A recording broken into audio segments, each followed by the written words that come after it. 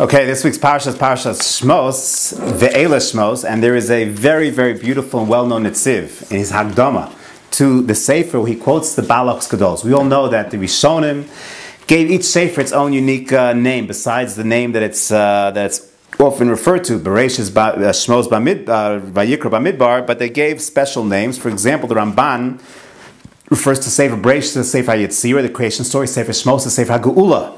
Vayikra is Torah's Kohanim, Bamidbar is Sefer HaPekudim, and Mishnah Torah, Devarim is Mishnah Torah. So the Balach's Gedolos, when he names Sefer Shmos, he refers to it in a very striking fashion. He names it the Chumash Hasheni.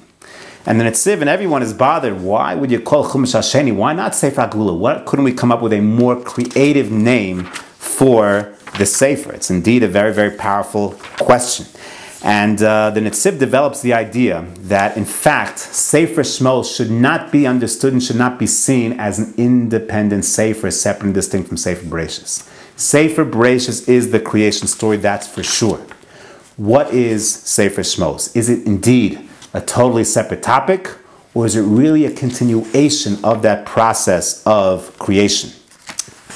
The Netziv tells us, based on this Bahag, that by naming it Chumash Hasheni, what the Bahag is telling us is it's not a Sefer Bifnei Atzma, but in fact it's a continuation of the creation story. In fact, it's no coincidence that the first letter of the Sefer, Ve'ela Shmos, it's the Vav HaChibur, it's linking it up to Sefer Bereshis. In fact, Sefer Shmos opens up with a continuation of Ve'ela Shmos B'nei Yisrael Habar Mitzrayim, which is really discussed already in Sefer Bereshis. It creates a bridge, a connection between Sefer Bereshis and Sefer Shmos. It's a direct continuation. In fact, there's a very beautiful Rashi. We are told, as we're introduced in Perek Beis of this week's Parsha, we're introduced to Moshe Rabbeinu.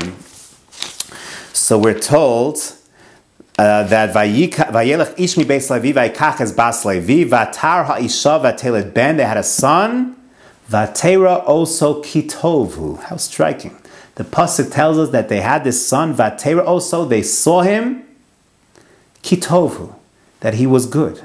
Very reminiscent, for sure, to what you find in the creation story itself. That Vayar Elokim, after every day of creation, he looked and he proclaimed kitov. In fact, Rashi writes, what kitov? Kishanolad nismale habayis kula ora.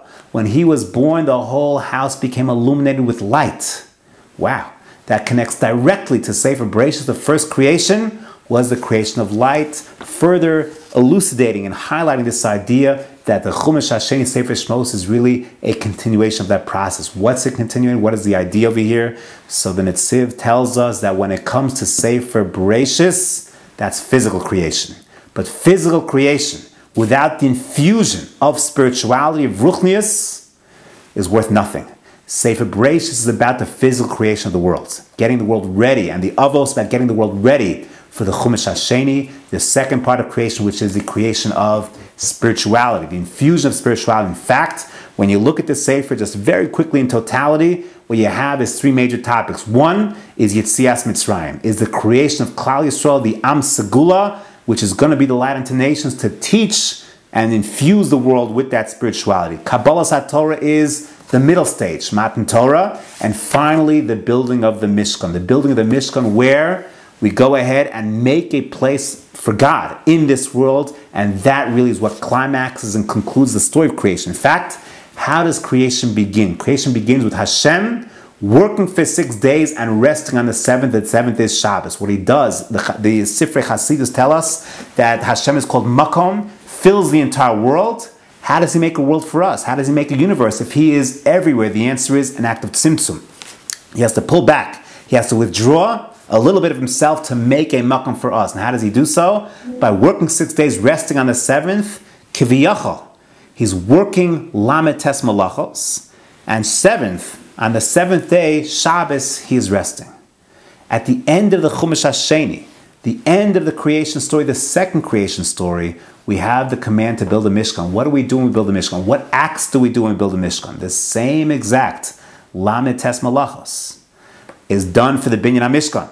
We build a Mishkan with lamed tes malachos. And what are we doing when we build that Mishkan? Well, we're taking a place in our world.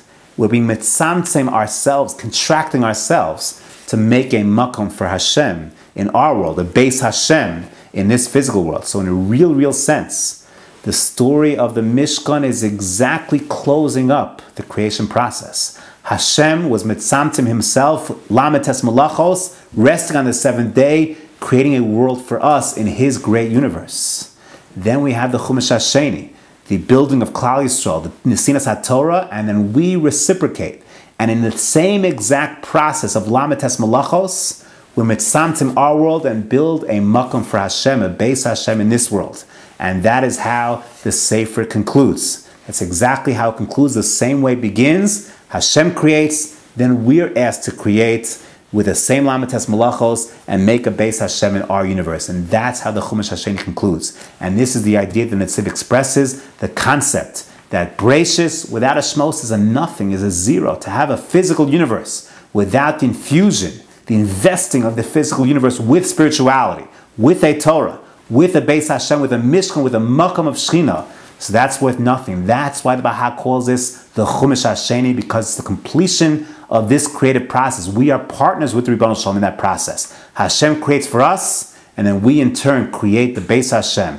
We create spirituality with Hashem's help, with the Torah, with the creation of Klal Yisrael. Then we make the Makom Hashchina, the Beis Hashem, at the end of the Sefer. And this, says the Bahag, is why the Sefer is referred to as the Chumash Hasheni.